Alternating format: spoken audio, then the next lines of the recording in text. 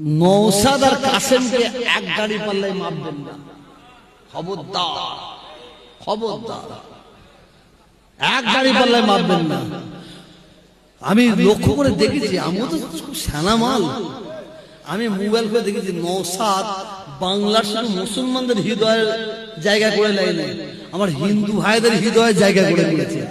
এটা আমি দেখেছি, মা বোনেরা পাগল হয়ে যায় দেখেছি। ভালো কাজ কাজ করুক, কিন্তু আমার পার্টি করতে করে ঈমান নষ্ট করে ফেলে। এর তো 5 বছর হয়ে গেল, কার কই ঈমান নষ্ট কোনো জিনিস দেখেছেন নাকি? আর এর তো 5 দিন হয়েছে, 5 দিন তো, 5 দিনে